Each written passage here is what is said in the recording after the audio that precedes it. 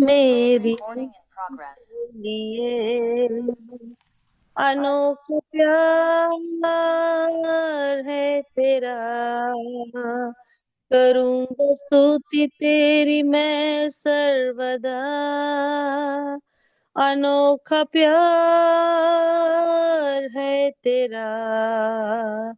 करूंगा स्तुति तेरी मैं सर्वदा। अन्य वस्त्र और सभी आशीषें दी मुझे तूने भरपूर से। खतरों और सब मुसीबतों से आके पुतली जैसे संभाला मुझे। अनोखा प्यार है तेरा। करूंगा स्तुति तेरी मैं सर्वदा। अनोखा प्यार है तेरा। करूंगा स्तुति तेरी मैं सर्वदा। जग में आया यीशु स्वर्ग छोड़कर। अपना सारा दंड सह लिया उसने। कोड़े खा के क्रूस उठा कर यीशु ने मुझे मुक्ति और चंगाई दे दी है। जग में आया यीशु स्वर्ग छोड़कर। मेरा सारा दंड सह लिया उसने। कोड़े खा के क्रूस उठा के यीशु ने मुझे मुक्ति और चंगाई दे दी है। अनोखा प्यार है तेरा। करूंगा स्तुति तेरी मैं सर्वदा। अनोखा प्यार है तेरा। करूंगा स्तुति तेरी मैं सर्वदा। करूंगा स्तुति तेरी मैं सर्वदा।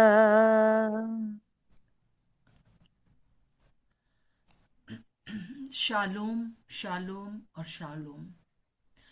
पवित्र पिता परमेश्वर, पवित्र आत्मा, इस समय हम अपने आप को आपके अधीन करते हैं। ये आपके वचन की गहरी बातों को समझने और समझाने के लिए पवित्र आत्मा आप यहाँ पर हैं। आज हम में से हर एक को आप इस बड़ी गहरी बात को समझने के लिए सहायता और मदद करें। यीशु के नाम से मांगते हैं, आमीन और आमीन। 16वें अध्याय में हमने कल देखा था कि इस अध्याय में 3 प्रकार के लोग हैं। जिस समय यीशु मसीह इस दुनिया में परमेश्वर के राज्य की स्थापना कर रहे थे, उस समय उसके आसपास 3 प्रकार के लोग थे। और हम देखते हैं कि पहले प्रकार के वो लोग थे जो कि उसकी हर समय परीक्षा करते थे, हर समय चिन्ह ढूंढते थे, परंतु वास्तव में वो उनको मानना नहीं चाहते थे। और वो उनके अंदर खमीर था, और वो खमीर जो था वो अधर्म का था कि परमेश्वर को जैसे जानना चाहिए वैसा ना जानना ही अधर्म है। और वो नहीं जानना चाहते थे। और दूसरे प्रकार के वो लोग थे जो कि यीशु के चेले थे, जो उस समय अल्प विश्वासी थे। मतलब विश्वास तो था, परंतु वो बार बार भूल जाते और वो प्रभु पर विश्वास नहीं कर पाते थे। तीसरी प्रकार के वो लोग थे जो पतरस के समान थे, क्योंकि वो कभी कभी अ, परमेश्वर के राज्य की बात सुनते थे और कभी जो है संसार की बात को सुनते थे, और वो बड़े असमंजस में हो जाते थे। जैसे कि हम पतरस का देखते हैं कि वो एक 16वें अध्याय में ही वो कहता है कि तू परमेश्वर का पुत्र मसीहा है। प्रभु बहुत खुश हो जाते हैं और कहते हैं इसी बात पर मैं कलीसिया बनाऊंगा। पर दूसरे ही पल जब वो अपने मृत्यु की बात करते हैं, दुख उठाने की बात करते हैं, अपने आप का इनकार करने की बात करते हैं, तब पतरस उनको कहता है कि ऐसा नहीं होगा, तू ऐसा नहीं कर सकता, तो प्रभु यीशु मसीह उसके लिए क्या कहते हैं, उसी को जिसके पहले अप्रिशिएट कर रहे थे उसकी बात का, क्योंकि वो उस समय स्वर्ग की बात को समझ रहा था, पर अभी संसार की तरह सोच रहा है। और प्रभु यीशु मसीह से कहते हैं, शैतान मेरे पास से दूर हो जा, क्योंकि तू इस समय संसार की रीति पर सोच रहा है। ये 3 प्रकार के लोग जो थे वो यीशु मसीह के साथ उस समय थे। और प्रभु कैसे लोगों को चाहता था वो हमने कल देखा था कि किस प्रकार से यीशु के पीछे चलने के 24 से लेकर और पूरा 27 तक पूरा उसका वर्णन है कि यीशु मसीह चाहते थे कि जो कोई वो क्रूस उठाने जा रहा है और वो दुख उठाने जा रहा है और स्वर्ग के राज्य में को स्थापित करने के लिए हर एक को जो भी स्थापित करने का आएगा उसको क्रूस उठाना पड़ेगा, दुख उठाना पड़ेगा। ये चीज जो है वो प्रभु यीशु मसीह उनको समझाना चाह रहे हैं। पर यहाँ पर जब हम 16वें में आते हैं, 16 का हम 28 पढ़ते हैं आखिरी में, वहां पे ये लिखा है, मैं तुमसे सच कहता हूं कि जो यहाँ खड़े हैं उनमें से कुछ ऐसे हैं कि वे जब तक मनुष्य के पुत्र को उसके राज्य में आते हुए ना देख लेंगे तब तक मृत्यु का स्वाद कभी ना चखेंगे। ये क्या एक अजीब सी बात है क्या। उस समय जो कुछ चेले जो ऐसे हैं कि जब तक कि यीशु मसीह दोबारा ना आ जाए तब तक जिंदा रहेंगे। नहीं, ऐसा नहीं है। वो उसी समय की बात कर रहे हैं, यीशु मसीह उसी समय की बात कर रहे हैं। इसीलिए जो है वो क्या कह रहे हैं कि हम 17वें पद का पहला पद पढ़ते हैं आपके सामने। आप अपनी बाइबल में से जरूर से निकाल लें, देखें। यहाँ पे लिखा है, 6 दिन के बाद यीशु ने पतरस और याकूब और उसके भाई यूहन्ना को साथ लिया और एकांत में किसी ऊंचे पहाड़ पर ले गया। यहाँ पर क्या है, 6 दिन के बाद, 6 दिन के बाद क्या हुआ, ये भविष्यवाणी पूरी हो गई। उसी समय जो प्रभु ने प्रतिज्ञा पूरी हो गई कि यहाँ पर ऐसे लोग हैं जो कि उनका नाम लिया उसने, मतलब जो पतरस और यूहन्ना और याकूब जो है वो परमेश्वर की महिमा को देखेंगे। वो प्रभु यीशु मसीह के आने की बात को, मृत्यु को देखेंगे। लिखा है ना कि मृत्यु का स्वाद कभी ना चखेंगे, जब तक कि वो अभी 6 दिन के बाद वो क्या करेंगे, मेरी मृत्यु को समझेंगे। और फिर उसके बाद जो है उनको बहुत बड़ा रेवलेशन मिलने वाला था। और इस चीज का भविष्यवाणी जो प्रभु ने की थी 6 दिन पहले, वो हम यहाँ पर देखते हैं कि वो उनको अकेले मिले गया। और वहां पर जो है किस प्रकार से वहां पर क्या होता है। और वहां पर बीच में जो है हम देखते हैं कि 4 पद में कि किस प्रकार से पतरस उनसे कहता है कि जब उसने देखा कि एलिया और मूसा वहां पर हैं और उनसे वो बातें कर रहा है, तो उसने क्या कहा कि जल्दी जल्दी, हड़बड़ाहट में रहता था ना वो, यहाँ पे 3 बस टेंट बनाते, हम लोग यहीं रहते, बस ठीक है, बस इतना काफी है। ये हमको प्रभु यीशु मसीह ने दिखा दिया, ये काफी है कि मूसा भी यहाँ है जो कि लॉ को, सारे नियमों को बताने वाला है। जब वो ऊपर गया था तो किस प्रकार से 40 दिन तक प्रभु परमेश्वर पिता के साथ रहा और उसको ये 10 आज्ञाएं मिली और बहुत सी आज्ञाएं मिली। और जब वो इस प्रकार से वापस लौटा तो उसका मुंह इतनी रोशनी थी कि उसको अपना मुंह ढांपना पड़ा, है ना। और हम देखते हैं कि मूसा के द्वारा जो कि सबसे बड़ा परमेश्वर की बात को बताने वाला था, उसके जिसका कि बहुत बड़ा उसको मानते थे वो लोग कि वो सबसे बड़ा हमारा लीडर है, और वो वहां पर है। और दूसरा एलिया भी वहां पर है। एलिया जो था वो सबसे बड़ा भविष्यवक्ता था, लॉ को बताने वाला, नियम परमेश्वर के हृदय को बताने वाला, उसकी आज्ञाओं को बताने वाला और भविष्यवक्ता, जो कि आगे की बातों को बताने वाला, परमेश्वर के बातों को बताने वाला सबसे बड़ा भविष्यद्वक्ता एलिया था, क्योंकि वो में मरा नहीं, वो ऐसे ही उठा लिया गया। तो हम देखते हैं कि यहाँ पर वो दोनों साथ में हैं, और पतरस कहता है कि बस अब ठीक है, इतना बहुत है, अब हम यहीं रह लेते हैं, अब क्या करना आगे जाकर।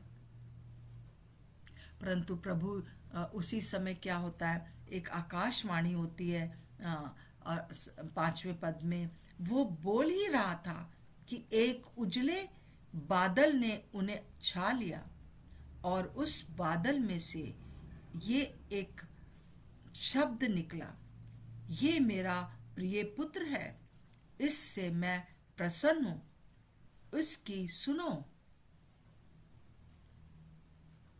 और अद्भुत बात ये कि ये लोग जो बात कर रहे थे वहां पर, यीशु मसीह आपस में बात कर रहे थे, वो मती ने तो नहीं बताया, परंतु लूका ने इसको बताया कि क्या बात कर रहे थे, आपस में वो क्या बात कर रहे थे, और फिर यीशु मसीह उनको क्या बता रहे हैं वो सुनो। और आपस में क्या बात कर रहे थे, कृपया पढ़ दीजिए लूका उसका 9 का 28 पढ़ दीजिए, लूका 9 का 28, 28 से 31 तक। जी, लूका 9 का 28 से 31 तक पढ़ दीजिए, इन क्या बात बातों करते। जी। इन बातों के कोई 8 दिन बाद वह पतरस, यूहन्ना और याकूब को साथ लेकर प्रार्थना करने के लिए पहाड़ पर गया। जब वो प्रार्थना कर ही रहा था तो उसके चेहरे का रूप बदल गया और उसका वस्त्र श्वेत होकर चमकने लगा, और देखो, मूसा और एलिया, ये 2 पुरुष उसके साथ बातें कर रहे थे। ये महिमा सहित दिखाई दिए और उसके मरने की चर्चा कर रहे थे, जी हाँ। जो यरूशलेम में होने वाला था।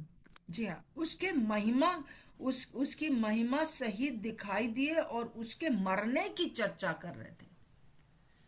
यीशु मसीह बीच में खड़े हैं, और मूसा और एलिया उसको बता रहे हैं कि किस तरह से उसकी मृत्यु होगी, और ये बात जो थी ये लोग सुन रहे थे, और उसके मरने की चर्चा कर रहे थे। और इससे पहले भी यीशु मसीह क्या चर्चा कर रहे हैं, उसके मरने की, अपने मरने की चर्चा कर रहा है। और यहाँ पे पतरस कह रहा है बस अब ठीक है, अब हम लोग को प्रभु का उपस्थिति पता चल गई है, यहीं पर हम रह लेते हैं। परंतु आगे क्या होगा, अपने आपे का इनकार करना, और मृत्यु को और वो भी क्रूस की मृत्यु को सहना, और प्रभु का ये कहना जो सिखा रहा था कि तुम, जो कोई मेरे पीछे आना चाहे उसको भी क्रूस उठाना पड़ेगा, उसको भी आपे से अपने आप से इनकार करना पड़ेगा। ये सारी बातें अभी उन लोग को समझ नहीं आ रही थी, पर बाद में जब पवित्र आत्मा उतरा तब इन लोगों को समझ में आई, और आज हमको समझ में आना है, क्योंकि हमारे अंदर पवित्र आत्मा रहते हैं। इसलिए आज सुबह मैंने प्रार्थना किया कि इस बड़ी गहरी बात को हम समझ सके। केवल प्रभु की उपस्थिति में हमने चल लिया, यही काफी नहीं है, परंतु हमें जो है वो उस अपने आपे का इनकार करना है हर समय। हमें जो है पवित्र आत्मा को यस कहना है, और शरीर को अपने नो कहना है, क्योंकि आत्मा तो तैयार है परंतु शरीर दुर्बल है। और यही चीज प्रभु यीशु मसीह के हम अंतिम दिनों में देखते हैं। जब वो गतसमनी में है, वो शरीर वो खुद महसूस कर रहा है, और वो कह रहा है कि पिता ये प्याला टल जाए, परंतु आत्मा उसकी तैयार है। आखिरी में वो यही कहता है कि मेरी नहीं पर तेरी इच्छा पूरी हो। और वो क्यों कह पाता है, क्योंकि वो प्रार्थना में लगा हुआ है। इसीलिए जब फिर दोबारा प्रभु यीशु मसीह यही तीनों के साथ खड़े होते हैं जो यहाँ पर हैं, याकूब, यूहन्ना और पतरस के पास फिर खड़े होते हैं, और कहते हैं कि क्या तुम मेरे साथ एक घड़ी भी नहीं जग सके? जागते और प्रार्थना करते रहो, क्योंकि शरीर तो, आत्मा तो तैयार है परंतु शरीर दुर्बल है। और आज प्रभु हमसे भी यही बात कह रहे हैं। और जैसे यहाँ पर 6 दिन लिखा है, वहाँ 8 दिन लिखा है। कई लोग इसी बात पर बड़ा बहस करते हैं। जो 6 दिन लिखे हैं यहाँ पर, वो अभी के हमारे 24 घंटे की बात है। परंतु यहूदियों का जो जो दिन होता है, दिन मानते थे, वो एक अलग तरीका था। उसके हिसाब से 8 दिन हो गए और हमारे हिसाब से 6 दिन, अभी के अभी के हिसाब से। तो उस समय के समय, और इसलिए कोई भी चीज का डाउट ना करें। मैं इसलिए आपको ये बात बताना चाहती हूँ। तो हम देखते हैं कि किस प्रकार से जो है वो प्रभु यीशु मसीह उनसे बातें कर रहा है, क्योंकि वो और वहां पे क्या भविष्यवाणी हुई है कि ये मेरा प्रिय पुत्र है, इसकी सुनो, क्योंकि मैं इससे प्रसन्न हूं।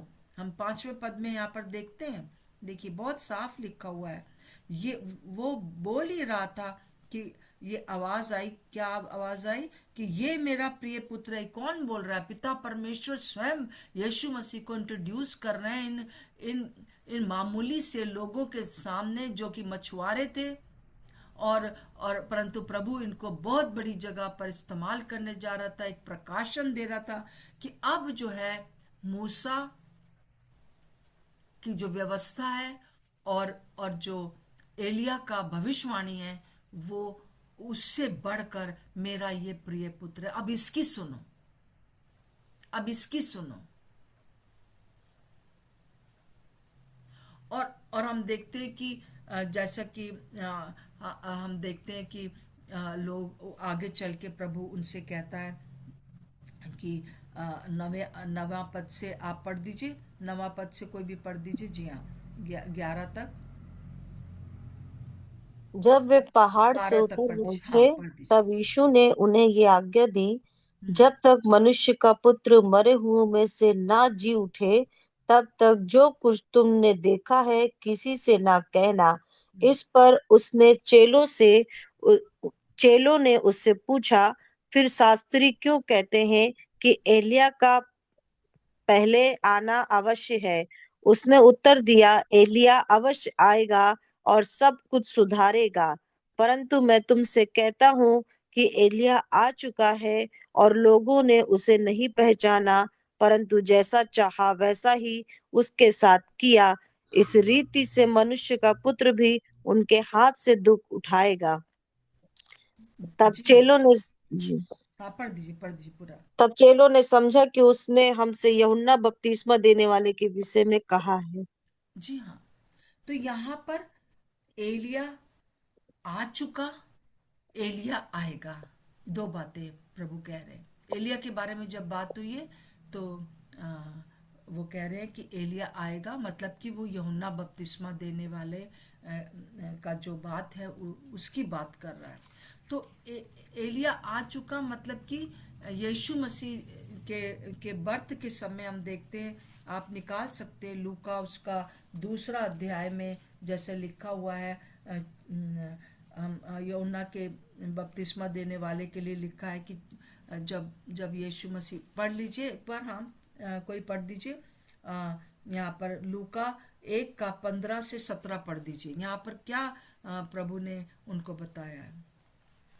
जी, लूका 1 का 15 से 17। क्योंकि वह प्रभु के सामने महान होगा हाँ। और दाखरस और मदिरा कभी न पिएगा, हाँ। और अपनी माता, अच्छा सॉरी, लूका 1:17 पढ़ रही हूँ मैं। हाँ। हाँ। हाँ, वह ठीक पढ़ एलिया रही की आत्मा और सामर्थ में होकर हूँ। उसके आगे आगे चलेगा कि पितरों का मन बाल बच्चों की ओर फेर दे और आज्ञा न मानने वाले को धर्मियों की समझ पर लाए, और जी। प्रभु के लिए एक योग्य प्रजा तैयार करे। जी हाँ। तो यहाँ पर क्या है, मलाकी के अंतिम पदों में भी ये लिखा हुआ है। 4 का हम देखते हैं 5 और 6 में, उसको अभी ये पढ़ेंगे नहीं, सेम बात लिखी है। तो जब जकरयाह से बात हो रही है कि तेरा एक पुत्र होगा, उसका नाम तू यूहन्ना रखना, और वो जो क्या करेगा, वो उसके अंदर क्या होगा, एलिया की आत्मा नहीं होगी। देखिए, कई लोग सोचते हैं कि पुनर्जन्म हुआ, नहीं, एलिया की आत्मा नहीं है, परंतु वह एलिया की आत्मा और सामर्थ में होकर आगे आगे चलेगा। यीशु मसीह के आगे आगे चलने वाला, ये एलिया की, उसके अंदर एलिया के समान चरित्र होगा। एलिया आ चुका, जैसे कि मलाकी के अंत में लिखा है कि एलिया आएगा, फिर आएगा और यीशु मसीह को के आगे आगे चलेगा, और वो बात यहाँ पर तेरे बेटे के द्वारा पूरी होगी, जकराया से वो कह रहा है। और एलिया आ चुका और उसको मार डाला गया, तुमने जैसा चाह किया, परंतु अब एलिया आएगा, आ चुका, आएगा। आएगा कब?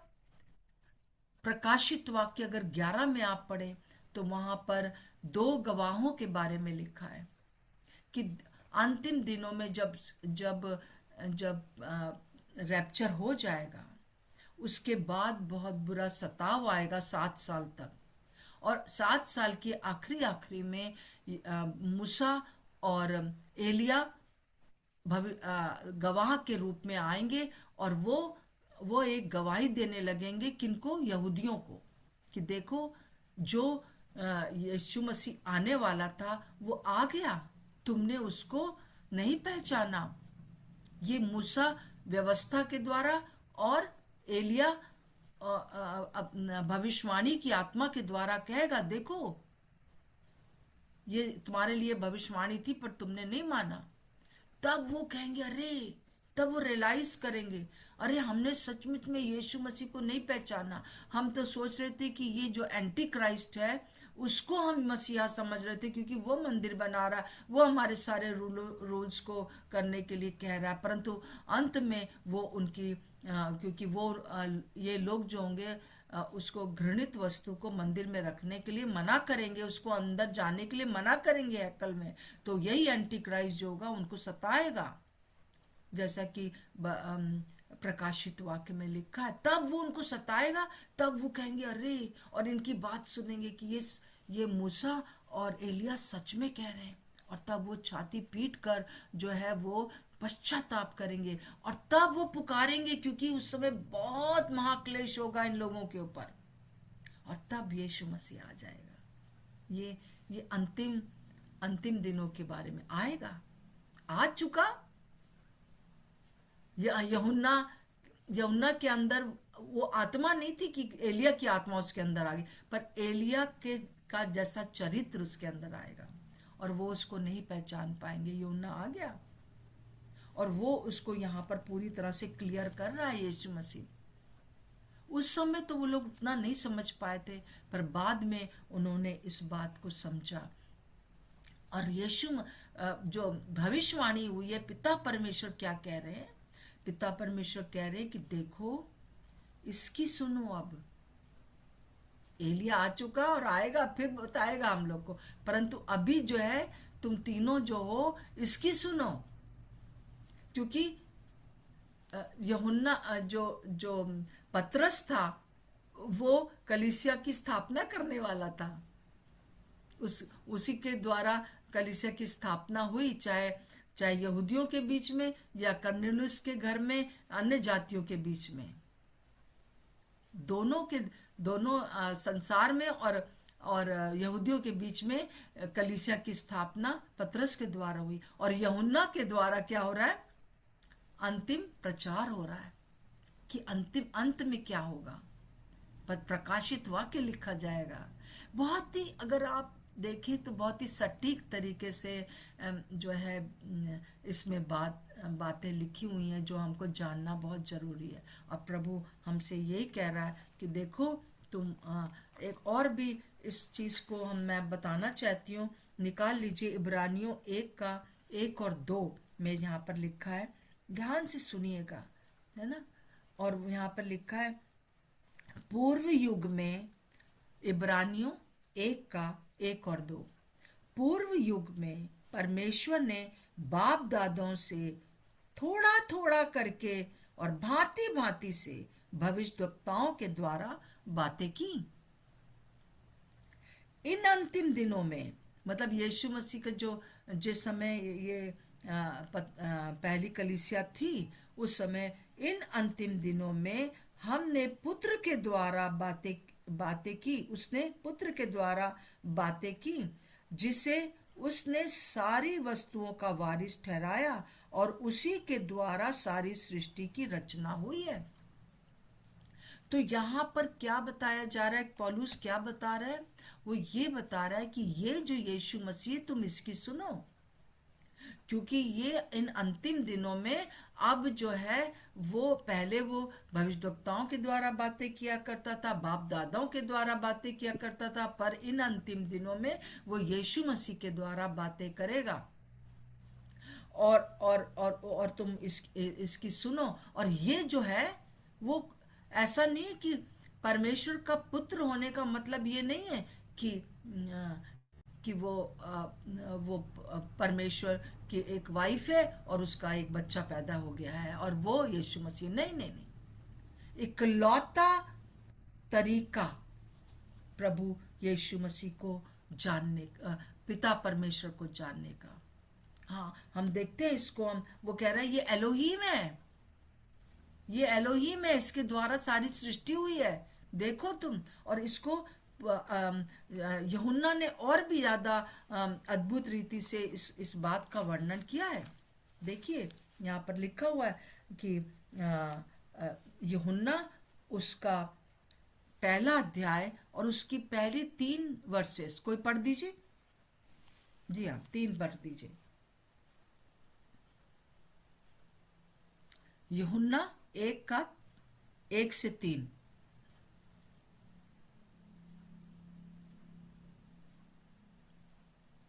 आदि में वचन था और वचन परमेश्वर के साथ था और वचन परमेश्वर था। यही आदि में परमेश्वर के साथ था।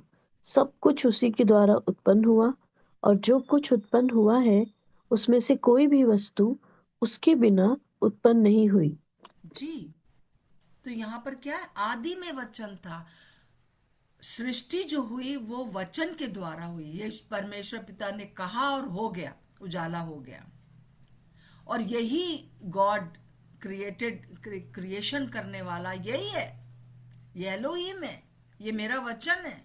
और 14वें पद में हम देखते हैं, साफ लिखा हुआ है, इसी में 14 में लिखा है, और वचन देहधारी हुआ और अनुग्रह और सच्चाई से परिपूर्ण होकर हमारे बीच में डेरा किया, और हमने उसकी ऐसी महिमा देखी जैसे पिता के इकलौते की महिमा।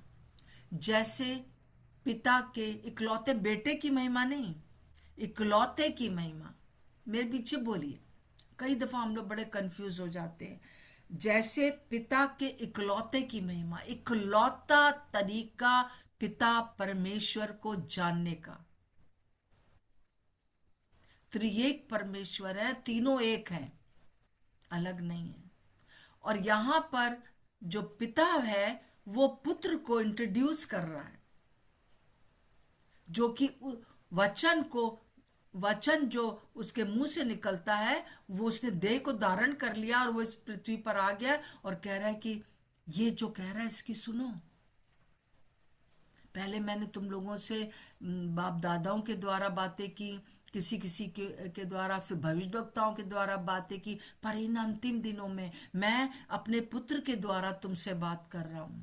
और आज भी जो पवित्र आत्मा है वो हमको पुत्र की बातों को बताकर जो है हमको बताना चाहते हैं कि यही एलोहीम परमेश्वर है, यीशु मसीह, यही सारी सृष्टि को बनाने वाला है। और यही जो है वो तुमसे क्या कह रहा है वो सुनो। और वो क्या कह रहा है कि जो कोई मेरे पीछे आना चाहता है, मेरे समान क्रूस उठाए, अपने आपे का इनकार करे और मेरे पीछे हो ले।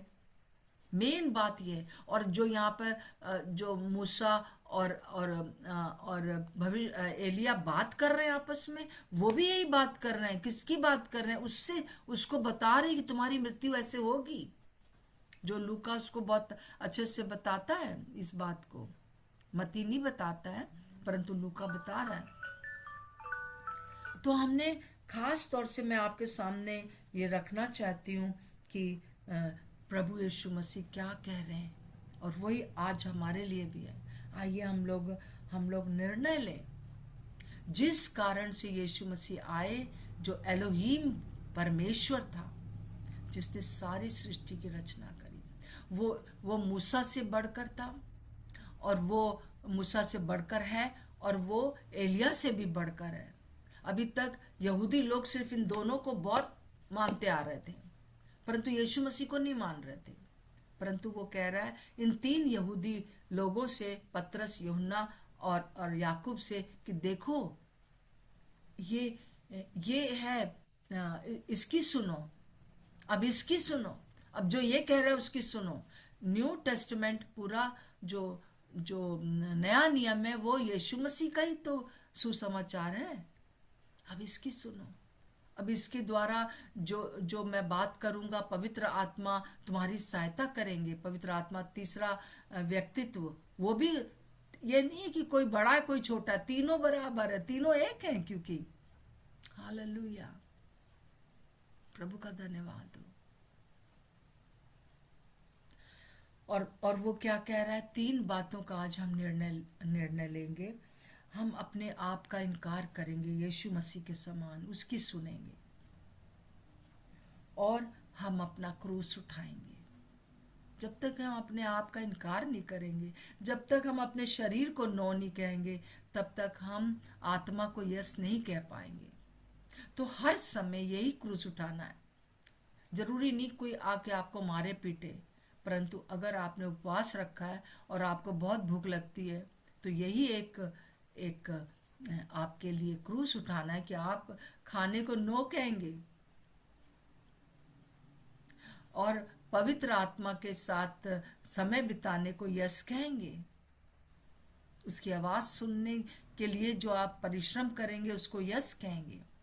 और इसी प्रकार से छोटी छोटी से लेकर बड़ी बड़ी बातों तक हम जो है अपने आपे का इनकार करें, क्रूस उठाएं और प्रभु यीशु मसीह के पीछे हो लें और यीशु की सुने, इसकी सुनो, ये मेरा प्रिय पुत्र है, मैं इससे बहुत प्रसन्न हूं।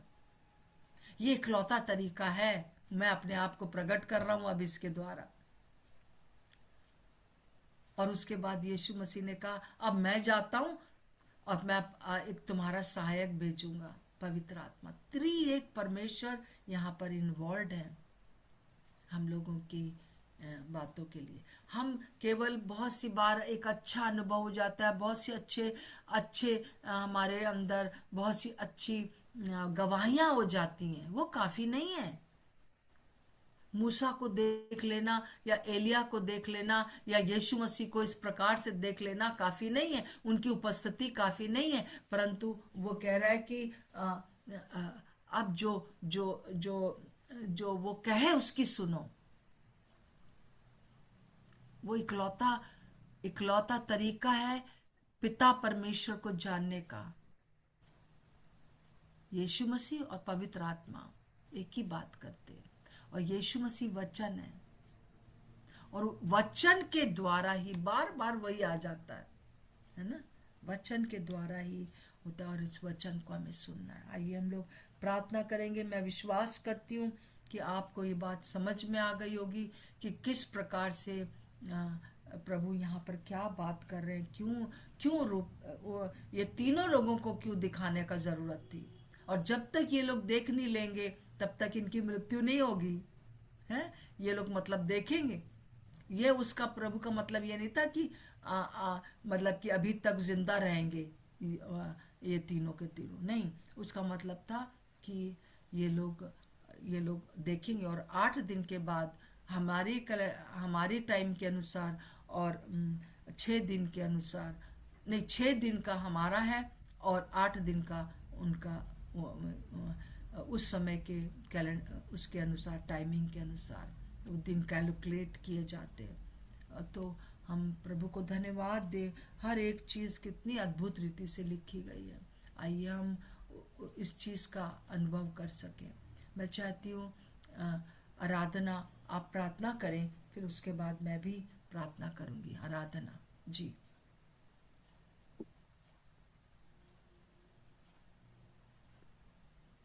प्रभु यीशु मसीह, हम आपको धन्यवाद देते हैं और इन बातों के लिए प्रभु, जैसे आपने प्रभु वचनों के द्वारा परमेश्वर हमसे बातें की कि किस तरह से प्रभु उन वचन को समझना और उनकी गहराइयों में उतरना आप चाहते, जैसे पिता परमेश्वर ने कहा। और प्रभु हम प्रार्थना करते हैं प्रभु, जिस जिस प्रकार से प्रभु आपका वचन ने हमको सिखाया प्रभु जी, हर हर दिन प्रभु हम उन गहराइयों को समझ सकें परमेश्वर। और प्रभु सिर्फ अनुभव नहीं, सिर्फ इतना सा जान लेना नहीं क्या लिखा है, परंतु उसके पीछे और आगे और जो प्रभु आप चाहते हैं कि इस वचन का उद्देश्य है प्रभु, कि हम और कैसे गहराई से आपको जाने और उसमें चले और आने वाली बातों को भी हम लोग समझ सकें परमेश्वर। हम प्रार्थना करते हैं प्रभु, पवित्र आत्मा आपको धन्यवाद देते हैं और आप हमारी इसमें सहायता करें प्रभु जी, इन बातों को और समझने के लिए, उनमें मन लगाने के लिए और उस पर चलने के लिए प्रभु आप सहायता करें परमेश्वर। धन्यवाद प्रभु कि आपने अपने इन वचन के द्वारा हमसे बातें करी परमेश्वर। और प्रभु हम प्रार्थना करते हैं परमेश्वर कि इनके गहराइयों में उतरने के लिए आज पूरा दिन पवित्र आत्मा आप हमारी सहायता करें। ऐसी और भी बहुत सारी बातें हैं प्रभु जो कि आप चाहते हैं कि हम अपने आपे का इनकार करें, क्रूस उठाएं और आपके पीछे हो ले। प्रभु हमारी सहायता करें कि सच में हम प्रतिदिन क्रूस उठा के आपके पीछे हो ले, ताकि जो आप हमसे कहना चाहते हैं प्रभु हम उसको सुन सकें प्रभु जी। हम आपको धन्यवाद देते हैं पवित्र आत्मा, आपको सारा आदर महिमा देते हैं प्रभु यीशु मसीह, और प्रभु यीशु मसीह के नाम से मांगते हैं, आमीन। आमीन। एलोहीम परमेश्वर यीशु मसीह, जो सारी सृष्टि को बनाने वाले हैं, वो पवित्र आत्मा के रूप में मेरे अंदर रहते हैं।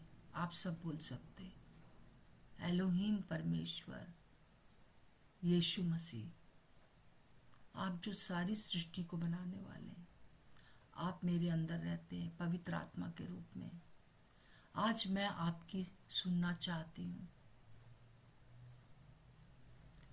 आपकी सुनकर शरीर की नहीं पर आत्मा की बात को सुनना चाहती हूँ। मेरी सहायता करें।